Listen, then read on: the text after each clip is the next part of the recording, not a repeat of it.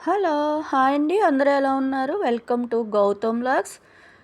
ఇంకా ఈరోజు కర్రీ అయితే థంబ్‌నెయిల్‌లో చూసే ఉంటారు కదా! కోడిగుడ్లు, ములక్కాడ, అరటికాయ. మన ఊర్లో అదేనండి, ఊళ్ళలో ఇలాంటి పులుసు పెడతా ఉంటాం కదా! ఆ పులుసు పెడదామని సర్దుకుంటున్నాను. అరటికాయలు, ములక్కాడ కోసుకున్నాను. మొన్న ఊరు వెళ్ళాను కదా! అప్పుడు ఇంట్లో పండిన అరటికాయ, ములక్కాడ తెచ్చుకున్నాను.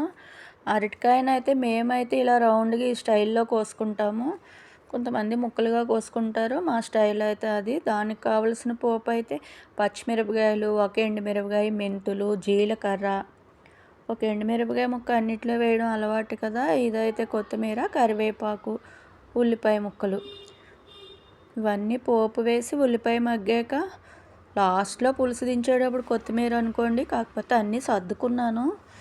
ఇంకా కోడిగుడ్లనైతే వేశాను. అవి బాగానే ఉడికిపోతున్నాయి.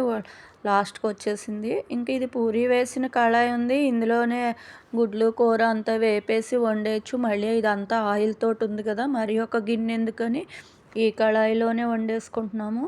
అమ్మ వాళ్ళైతే తిడతారు, ఏంటి కళాయిలో కూర వండుతున్నావని. సిటీలో అయితే ఎవరో పట్టించుకోరు కదండి, ఏ గిన్నెలో అయినా వండేయచ్చు. ఊళ్ళో అయితే మాత్రం అమ్మ తిట్టేస్తుంది, ఏంటి మూకుట్లో కూర వండావు అని. కూర గిన్నె వేరే ఉంటుంది, పాల గిన్నె వేరే ఉంటుంది, కళాయి ఉంటుంది. ఇవన్నీ అమ్మల నాటి సాంప్రదాయంగా నేర్చుకున్న వాళ్ళమే. కాకపోతే ఇలా వచ్చేసిన తర్వాత ఈ కాలంలో ఇవన్నీ పట్టించుకోవట్లేదు. కానీ అమ్మ, పెద్దలు అందరూ ఉన్నప్పుడైతే అంతా సాంప్రదాయంగా నేర్చుకుంటాము. ఇంకా కళాయిలో ముందుగా ఆయిల్ వేసి ఈ కోడిగుడ్లను అయితే కాస్త పసుపు వేసి వేగించి తీసి పక్కన పెట్టేసుకున్నాను. ఆ తర్వాత అయితే కళాయిలో పోపుకు పక్క పెట్టుకున్న జీలకర్ర, ఎండుమిరపకాయ, పచ్చిమిరపకాయ, కరివేపాకు, కొంచెం మెంతులు. పులుసు వేటిల్లో అయినా మెంతులు వేయొచ్చండి. మెంతులు వేయడం వల్ల కమ్మదనం వస్తుంది.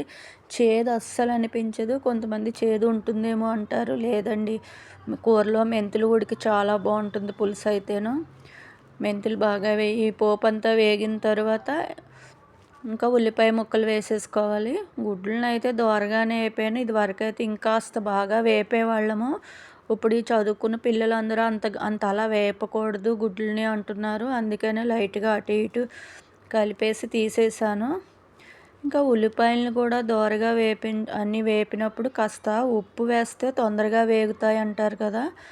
అందు గురించి కొంత ఉప్పు వేసి వేగిందాము. ఉప్పు వేయడం వల్ల తొందరగా మగ్గిపోతుంది ఉల్లిపాయ. ఇదిగోండి ఉప్పు అయితే ఇది. దీనికి పులుసుకు తగినంత ఉప్పు వేసేస్తాను. ఇంకా పులుసు పోయడానికైతే చింతపండు నానబెట్టుకున్నాను. తర్వాత కారం వేయడానికి దగ్గర పెట్టుకున్నాను. ఇంకా బాగా మగ్గిన తర్వాత ఇంకా 1 బై 1 గుడ్లు వేసేసి, అరటికాయ వేసి, ఇంకా ములక్కాడ వేసి, ఉప్పు, కారం, పసుపు అన్నీ వేసి బాగా మగ్గించిన తర్వాత ఆ ప్లేట్ కడిగిన వాటర్ కొంచెం పొయ్యాలి. ఆ వాటర్ కొంచెం ఎగిరే లోపల ఈ చింతపండు పులుసును పిసికి పులుసు పోయాలి మనకు సరిపడినంత. మాకు ఇంత అయితే సరిపోతుంది. ఇలా పోసుకున్నాను. దానికి కొంచెం మాకు బెల్లం వేసుకోవడం అలవాటు కదా! కాస్త బెల్లం వేసాను. మీకు ఇష్టం లేని వారు బెల్లం మానేయచ్చు. ఇంకా ఉప్పు, కారం, పులుపుతోనూ తీయగా, పుల్లంగా, కారంగా ఆ పులుసు సరిపడి పోసాం కదా! కాస్త ఉడికే వరకు ఉంచి ఈ కన్సిస్టెన్సీ వచ్చే వరకు దించేసుకోవాలి. దించిన తర్వాత ఈ గిన్నెలోకి తీసేసుకున్నాను. టేబుల్ మీద పెట్టుకోవడానికి. చూసారా, కోడిగుడ్లు, ఆ ములక్కాడ, అది అరటికాయ పులుసు. దీంతో వేడివేడి అన్నంలో నెయ్యి వేసుకుని తింటే భలే బాగుంటుంది. ఇంకా వంట అయితే అయిపోయింది. కుక్కర్లో వేడిగా అన్నం పెట్టేశాను. పెరుగు మార్నింగే తోడు పెట్టాను, తోడుకుంటుంది. ఇంకేదో పికిల్స్లో వేసుకోవడానికి నెయ్యి, పికిల్స్ పక్కనే ఉంటాయి. ఇంకా ఈ రోజుకు వంట అయితే అది. పులుసు అయితేను వాసన కొంచెం కొత్తిమీర వేసాం కదా, ఆ ఫ్లేవరు ఈ పులుసు వాసనతో భలే బాగుంది. పులుసు అయితే మొత్తానికి అది. ఇంకా వేడివేడిగా అన్నం తినేయాలనిపించేస్తుంది.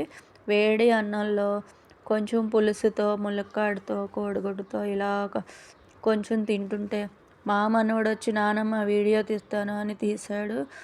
ఇంకా ఈ గుడ్డు అయితే కాలిపోతుంది, ములక్కాడ అయితే కాలిపోతుంది. ఏది తినాలో కూడా అర్థం అవ్వట్లేదు. అన్నీ వేడివేడిగా ఉన్నాయి.